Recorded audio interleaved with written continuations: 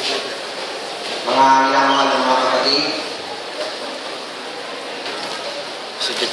samantalang kami po ay nakaluhod at nananalangin, samahan niyo kami sa pananalangin sa pagpakita ng taimtim na inyong pagtawag sa Diyos na ang mga lalaking ito na kanyang tinawagan ay tanging ibukod para sa natatamang gawa.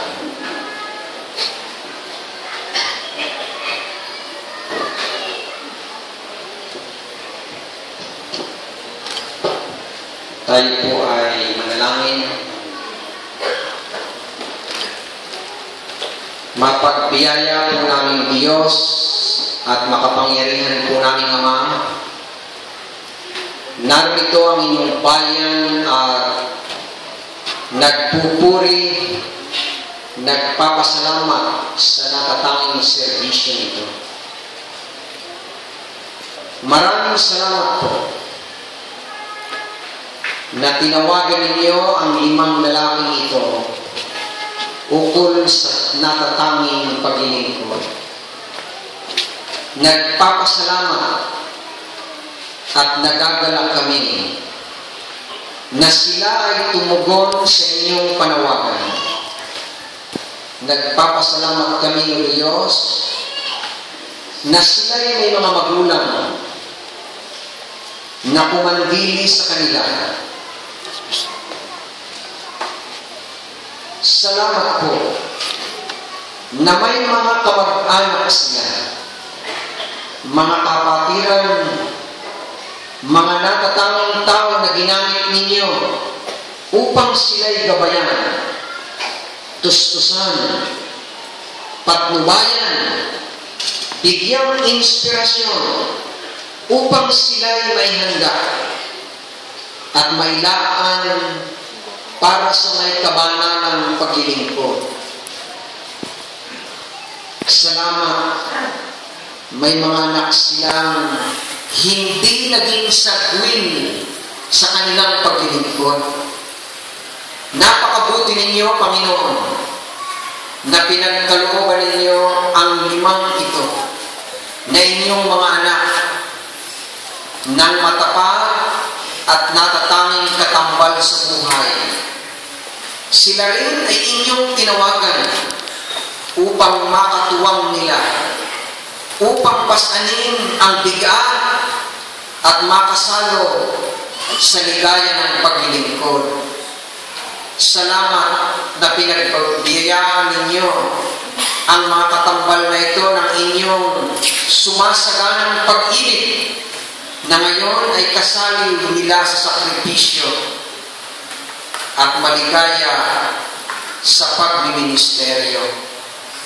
Mapagbiyayang Ama, nais namin kilalanin at ipahayag ang aming kasiyahan sa inyong pagkakatawag sa kanila.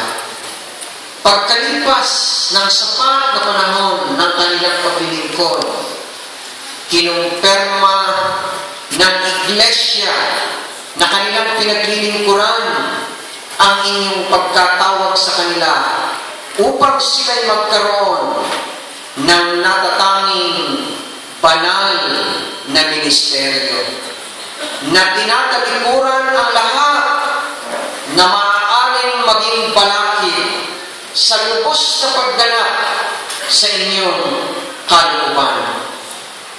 Sa hapong ito, mahal nating Diyos,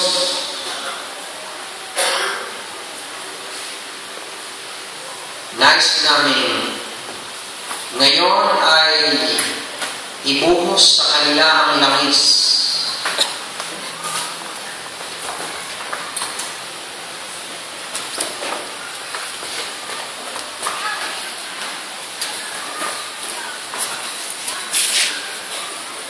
Simbolo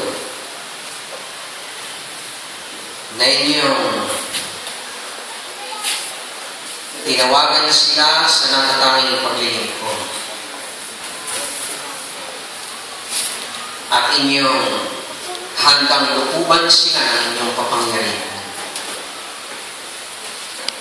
Sa hapong ito, kaming mga naunang ibinukod ninyo, O Panginoon. Sa ganitong natatangi at banal na gawain ng pangangaral, paglilingkod at pagliligtas, ngayon ay aming ipinapatong ang aming mga kamay sa mga lalaking ito, tanda ng pagbubukod at pagtatalaga sa kanila para sa maselan at banal na paglilingkod. Puspusin sila ng inyong biyaya. Lukuban po ninyo ng masagana at dubling takal ng kapangyarihan ng banal na espiritu ang mga lalaking ito. Lalong maging mabisa at makapangyarihan ang kanilang paglilingkod at pagmiministeryo. Patig namin ang kahinaan, patig namin ang kanilang kakayanan, kahabagan po ninyo sila, mahal na Ama, na mabuhay sila ayon sa inyong banal na kalooban upang magkaroon ng ulirang buhay. Pagpalain po ninyo ang kanilang katambal sa paglilingkod. Salamat po na inyo silang susubaybayan, papatnubayan, pangunahan, ipagsasanggalang at sasamahan upang magkaroon ng matagumpay na ministeryo at magpakailanman. Mahal na Diyos, salamat na may mga kapatid kaming narito na nakahandang sila rin ay suportahan sa kanilang iglesia. Dahil dito, pinupuri namin ang inyong dakilang pangalan at kayo'y aming niluluwalhati. At ang lahat ng ito ay aming hinihingi, alang-alang sa pangalan ng aming Panginoong Jesus. Amen.